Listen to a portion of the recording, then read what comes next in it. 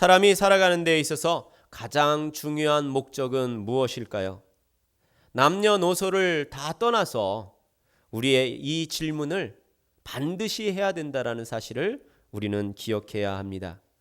학생이든지 직장인이든지 사업을 하든지 가정에서 주부이시든지 누구나 이 질문을 스스로에게 물어야 합니다. 나는 삶의 목적이 무엇인가? 좀 더 이 질문을 쉽게 이야기하자라면 왜 사는가라고 물어야 된다라는 것이죠. 거울을 보고 나에게 물어야 합니다. 너는 왜 사니? 세상의 사람들에게 또한 물어야 합니다. 왜 공부합니까? 왜 일을 합니까? 왜 나의 삶을 원하는 대로 살아가고 있습니까? 인간의 가장 으뜸이 되는 그 가치에 대해서 우리는 물을 수 있어야 되는 것이죠. 어떤 사람은 왜 사냐면 웃는다라고 얘기합니다. 왜 사냐면 웃지요. 어떤 사람은 이런 이야기도 합니다. 무슨 삶의 의미가 있습니까? 마지못해 삽니다. 우리는 어떠한 태도를 가지고 삶을 살아가는 이유를 이야기하고 있을까요? 저는 오늘 본문의 말씀을 통하여서 오늘 이 귀한 말씀을 통하여서 이 세상 사람들과는 다르게 과연 우리는 믿음으로 살아가면서 왜 살아가야 되는지 또한 그 삶의 가치가 어떻게 있는지 함께 살펴보고자 합니다. 소유리 문답 제1문답에서는 우리에게 이러한 교훈을 주고 있습니다. 인간의 최고의 목적은 무엇입니까? 라는 질문입니다. 답은 이것입니다. 인간의 최고의 목적은 하나님을 영화롭게 하는 것이고 영원토록 그를 즐거워하는 것이다 라고 정의 내리고 있습니다. 그렇습니다. 믿음으로 살아가는 우리들에게 있어서 인생의 가장 큰 가치는 어디에 있냐면 하나님을 영화롭게 만드는 것, 영원토록 그를 즐겁게 만들어 드리는 것, 우리의 삶에 가장 가치 있는 삶이다라고 말하고 있습니다. 요한계시록 4장 11절 말씀에 보면은 우리에게 그것에 대하여서 이렇게 답을 주고 있습니다. 우리 주 하나님이여 영광과 존귀와 권능을 받으시는 것이 합당하오니 주께서 만물을 지으신지라 만물이 주의 뜻대로 있었고 또 지으심을 받았나이다 하더라. 할렐루야. 아멘. 그렇습니다. 하나님이 영광과 존귀와 권능을 받으시기에 합당하다라는 것입니다. 더 쉬운 말로 이야기하자면 하나님이 영광과 존귀와 권능을 받으시는 것은 당연한 일이다라는 것이에요. 왜일까요? 성경은 우리에게 말합니다. 주께서 하나님께서 이 온 우주 만물을 지으신 분이시기 때문이라는 것이에요. 할렐루야. 이 온 우주 만물을 하나님의 뜻을 따라 지으심을 받았고 하나님의 뜻은 무엇이냐? 하나님이 지으신 피조물로 인하여 하나님을 영광되게 하고 하나님을 기쁘시게 만드는 존재로 조성하여 주셨기 때문이라는 것입니다. 그렇습니다. 우리가 하나님의 창조되어진 존재로 믿는다라면 우리의 삶의 이유는 하나님을 영광스럽게 만들며 하나님을 기쁘시게 하는 것이 우리의 삶의 가장 큰 가치임을 깨달을 수 있습니다. 그러므로 우리는 우리 삶의 모든 삶의 목적과 방향, 그것은 단 한 가지일 수밖에 없습니다. 바로 하나님을 기쁘시게 하는 것, 그것이 우리의 삶에 가장 큰 가치 있는 것임을 깨달으시기를 주님의 이름으로 축원드립니다.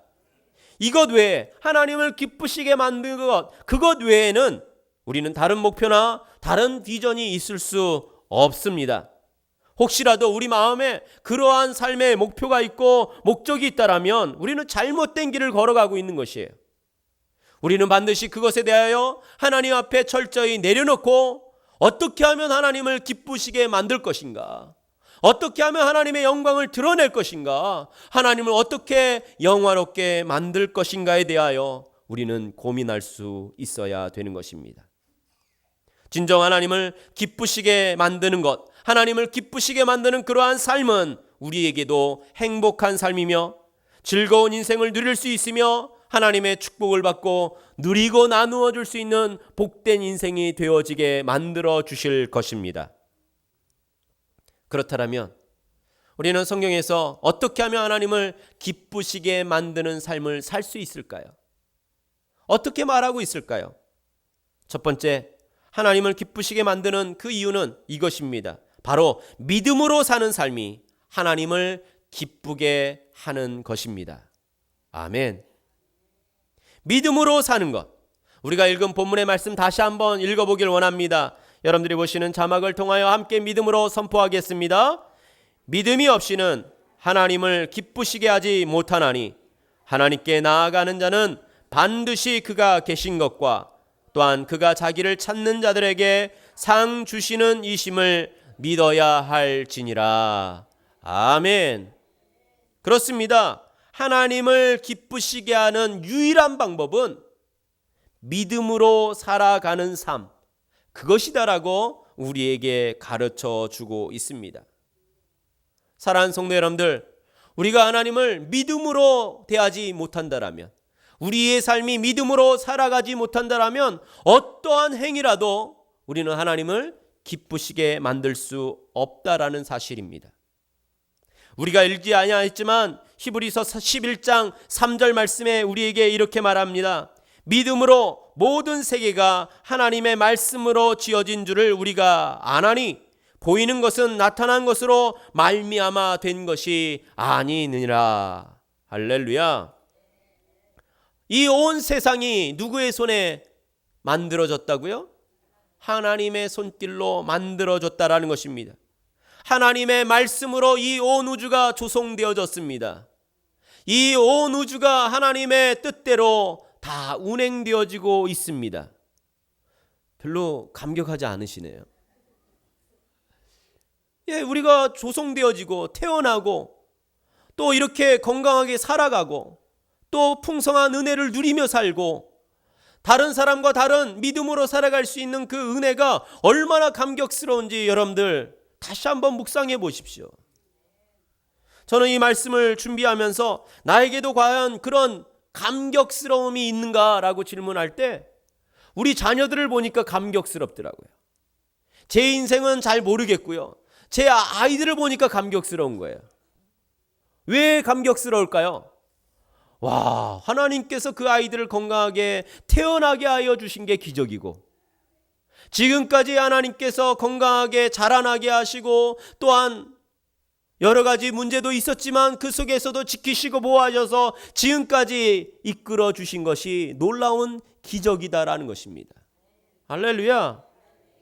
그것이 누구의 손이라고요? 하나님의 손이라는 것이에요.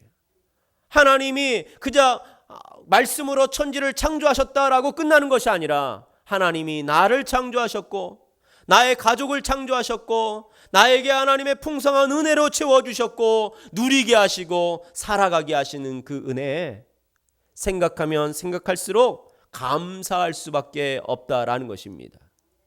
그렇기에 그 하나님을 믿는 믿음이 나에게 주어진 모든 삶의 영역을 통하여 하나님을 기쁘시게 만들 수 있게 되는 것입니다.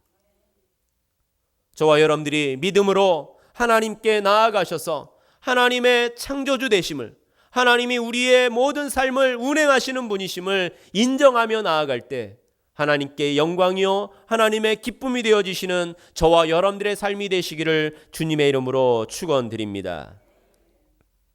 그렇다면 조금 더 믿음으로 살아간다라는 것이 무엇인지 좀 성경은 어떻게 말하고 있는지 살펴보기를 원합니다. 두 가지로 살펴볼 텐데요. 첫 번째로는 믿음이란 살아계신 하나님을 믿는 것이다 라는 것입니다. 그냥 막연하게 믿는 것으로 끝나는 것이 아닙니다. 우리가 기독교가 말하고 있는 것처럼 주 예수를 믿으라 그리하면 너와 내 집이 구원을 얻으리라. 마치 예수님을 믿으면 천국에 들어가는 것으로 끝나는 것으로 믿음을 착각하는 것이 아니라 오늘 본문의 말씀은 우리에게 살아계신 하나님을 믿어야 된다라고 더 적극적으로 가르쳐 주고 있습니다. 우리가 읽은 말씀 히브리서 11장 6절 다시 한번 믿음으로 묵상하며 함께 봉독하겠습니다. 믿음이 없이는 하나님을 기쁘시게 하지 못하나니 하나님께 나아가는 자는 반드시 그가 계신 것과 또한 그가 자기를 찾는 자들에게 상 주시는 이심을 믿어야 할지니라. 아멘. 하나님께 나아가는 자는 반드시 무엇이 있어야 된다고요?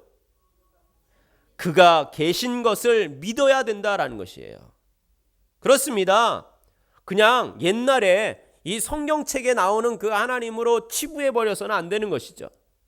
하나님께 나아가는 자는 그가 살아계시다라는 것을 믿어야 하는 믿음이 있어야 된다라는 것을 말씀하고 있습니다. 그렇다면 하나님의 살아계심을 여러분들 믿으십니까? 지금도 역사하시고 우리 가운데 함께 하시는 그 하나님을 믿으십니까? 그 믿음이 우리에게 영원한 생명을 얻게 하시는 이유가 되어집니다. 로마서 6장 22절로 23절 말씀에는 그 하나님의 은혜가 얼마나 큰지 우리에게 설명합니다. 같이 읽겠습니다. 그러나 이제는 너희가 죄로부터 해방되고 하나님께 종이 되어 거룩함에 이르는 열매를 맺었으니 그 마지막은 영생이라. 죄의 싹은 사망이요 하나님의 은사는 그리스도 예수 우리 주 안에 있는 영생이니라. 아멘. 이 말씀을 통하여 우리에게 로마서 6장은 끊임없이 옛 것과 새 것에 대하여 가르쳐주고 있습니다. 옛날에는 우리가 어떠한 존재였던지 알려주고 있고 예수 그리스도로 인하여서 어떻게 새로운 존재가 되어졌는지 설명하고 있습니다. 옛 것은 무엇이라고 가르쳐주고 있습니까? 죄로부터 말미암아 우리는 영원히 죽을 수밖에 없는 존재라고 알려주고 있습니다. 사랑하는 성도 여러분들, 우리의 본질은 죄인입니다. 우리는 죄로부터 말미암아 죽은 존재였습니다. 이를 기억하시길 바랍니다. 우리가 아무리 잘났어도, 아무리 능력이 있어도, 아무리 많은 성과가 있더라 할지라도 우리는 본질상 죄의 존재였습니다. 더 이상 소망이 없는, 죄로부터 말미암아 죽을 수밖에 없는 존재였습니다.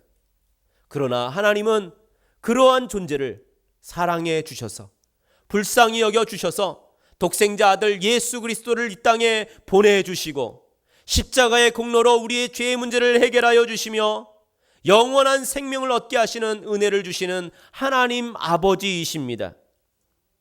이 은혜를 기억하십시오. 좋으신 하나님, 그분이 우리를 하나님의 생명으로 살려주신 그 은혜를 감격하시기를 바랍니다. 뿐만 아닙니다. 살려주신 것으로 끝나는 것이 아니라 살아계신 하나님께서는 우리를 하나님의 종이 되게 하셔서 죄로부터 거룩한 삶을 살게 하여 주시고 더 나아가 열매 맺는 삶이 될 수 있는 생명력 있는 삶으로 우리를 바꾸어 놓으신 살아계신 하나님이시다라는 것입니다. 그렇게 우리는 예수 그리스도로 인하여 영원한 생명을 얻고 그 생명으로 말미암아 거룩한 존재로 열매 맺는 존재로 살아갈 수 있는 삶의 자격이 되어졌습니다. 그 하나님을 믿는다라면 우리의 삶의 목표는 바로 이러한 거룩이고 주님을 닮아가는 삶이고 열매 맺는 삶이 되어 하나님의 기쁨이 되어지는 귀한 삶이 되기를 주님의 이름으로 축원드립니다. 그러한 삶을 살아갔던 한 사람의 고백입니다. 바로 다윗의 고백입니다. 시편 23편 1절과 2절 말씀에 살아계신 하나님을 경험한 그는 이렇게 고백하고 있습니다. 야훼는 나의 목자이시니 내게 부족함이 없으리로다. 그가 나를 푸른 풀밭에 누이시며 쉴 만한 물가로 인도하시는 도다. 아멘. 하나님은 살아계시는데 다윗에게서는 하나님은 나의 좋으신 선한 목자이시다라고 고백하고 있습니다. 아무 능력도 없는 어린 양, 아무런 자기 스스로가 생존할 수 있는 스킬이 하나도 없는 그 연약한 양을 매일마다 인도하시고 공급하여 주시고 먹이시고 쉬게 만들어 주시는 목자이신 하나님을 고백하는 그의 목소리는 우리 모두에게 하나님을 만나는 귀한 통로가 될 수 있는 것입니다. 하나님은 나의 목자이시기 때문에 나는 부족함이 없는 삶을 살아왔다라는 것이죠. 여러분들, 다윗은 이 고백을 어느 순간 하고 있습니까? 왕일 때 고백하고 있는 것이 아닙니다. 사울 왕에게 쫓겨서 매일마다 목숨을 부지하는 도망자의 신세였고, 어디로 가야 할지 모르고 어디서 자야 할지 모르고 하루하루를 연명하는 그러한 인생을 살고 있는 속에서도 그는 하나님과 함께하기에 하나님의 은혜가 나에게 족하고 하나님의 풍성한 은혜가 나에게 나의 필요를 채워주시는 은혜가 있었음을 고백하고 있는 것을 볼 수 있습니다. 사랑하는 성도 여러분들, 힘들고 어려운 문제가 있더라고요. 마음이 아픈 문제가 있더라고 고백할 수 있습니다. 그러나 살아계신 하나님을 믿는다라면 우리는 절망할 수 없습니다. 우리는 포기할 수 없습니다. 더 이상 우리 마음 가운데 슬픔에 눌러 앉을 수 없습니다. 살아계신 하나님을 믿는다라면 그 속에 우리를 위하여서 일하시는 하나님을 볼 수 있어야 하고, 우리를 인도하셔서 합력하여 선을 이루신 하나님의 은혜를 소망해야 하며, 우리 가운데 믿음의 표적을 통하여 놀라운 기적을 맛보게 하실 하나님을 기대할 수 있어야 되는 것입니다. 그것이 하나님의 살아계심을 믿는 믿음임을 기억하시길 바랍니다.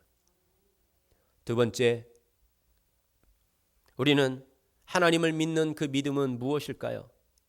바로 상 주시는 하나님을 믿어야 합니다.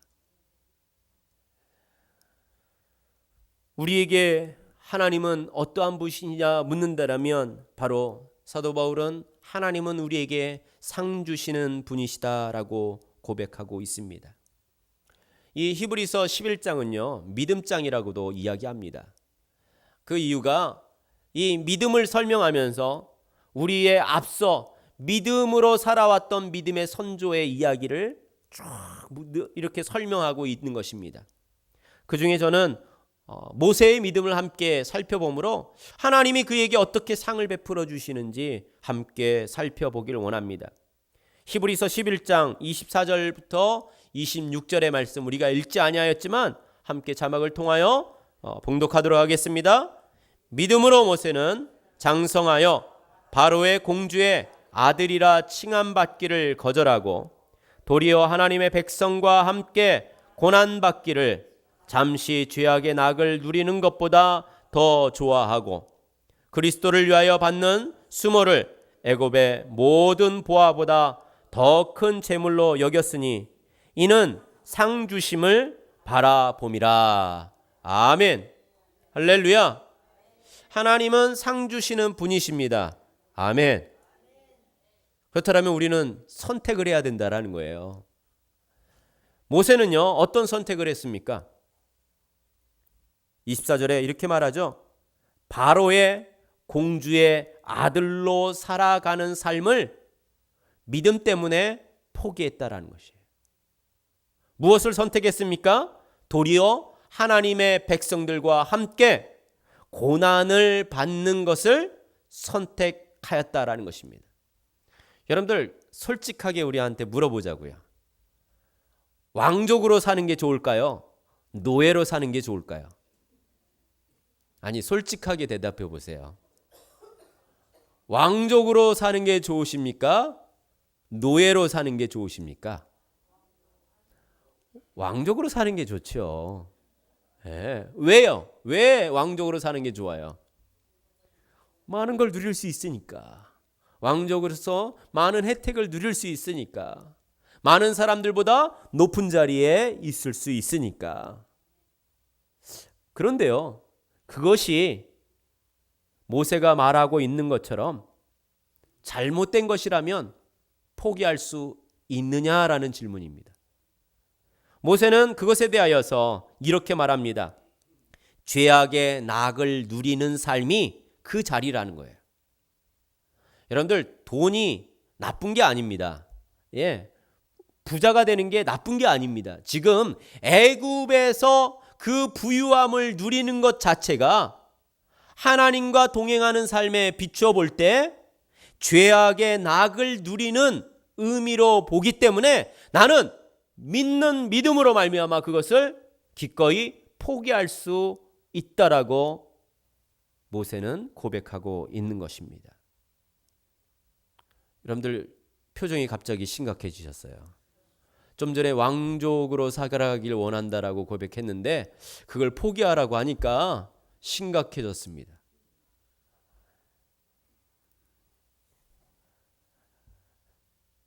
모세는 더 나아가 이렇게 말합니다. 그리스도를 위하여 받는 수모를 애굽의 모든 보화보다 큰 재물로 여겼다라는 것입니다. 지금 말하고 있는 두 가지의 가치가 충돌하고 있습니다. 하나는 세상에 있는 많은 보화를 이야기하고 있어요.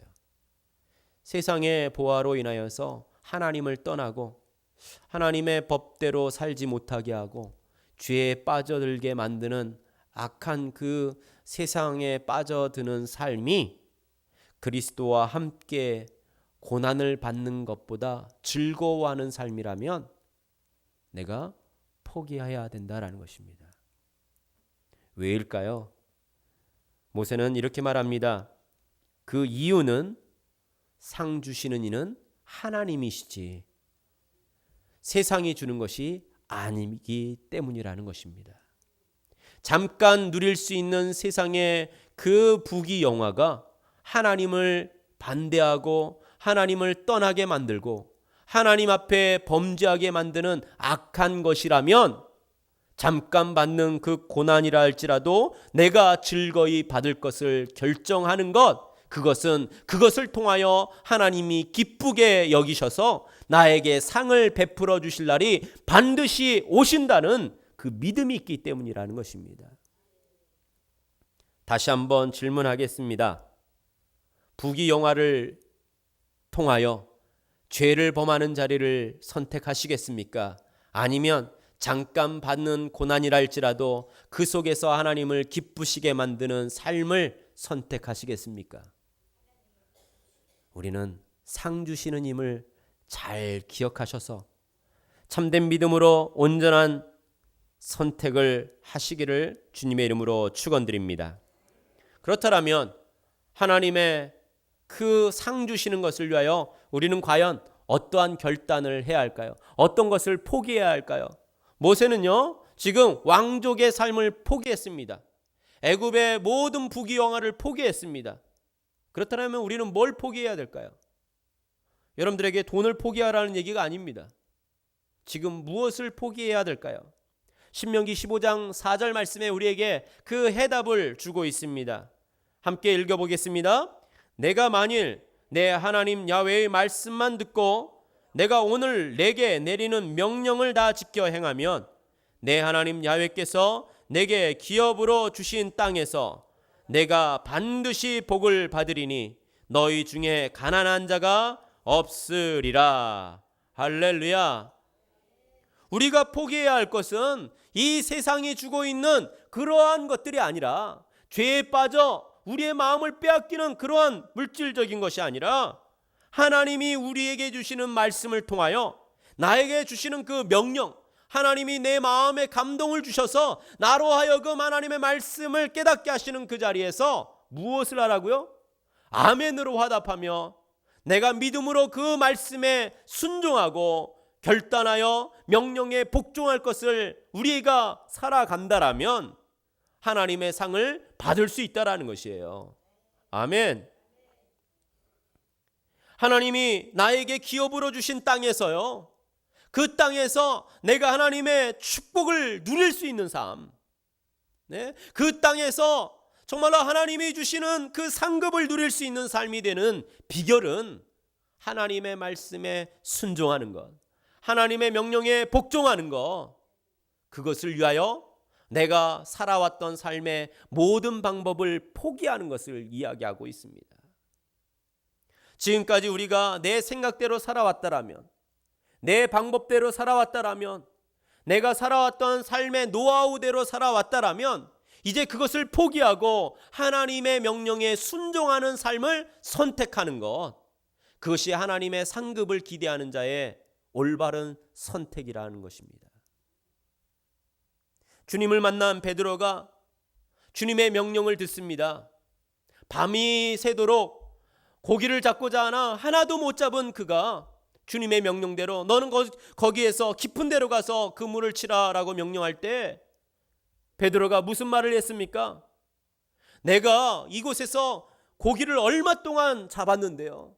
내가 고기 잡는 데는 선수입니다.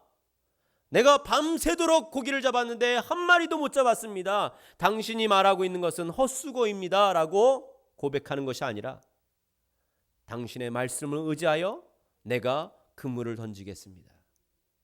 그랬더니 어떠한 일이 일어났습니까?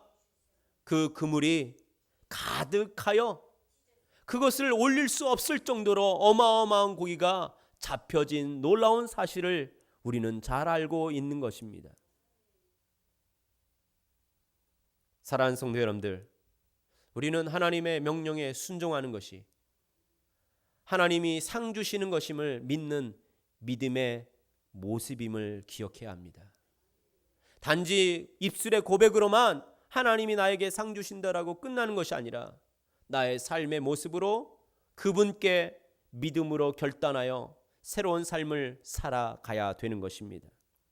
그분을 기쁘시게 만드는 삶이 되어 온전히 하나님께 기쁨되어 하나님의 상급을 누리는 귀한 삶이 되어져야 하는 것입니다.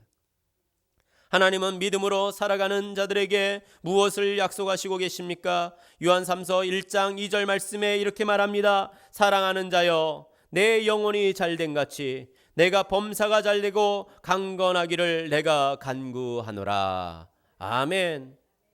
하나님이 보시기에 너무나도 사랑스러운 존재, 하나님을 기쁘시게 만드는 존재, 믿음으로 살아계신 하나님 앞에서 철저히 결단하여 하나님의 말씀에 순종하는 존재, 그 사랑하는 자에게 어떻게 된다고요?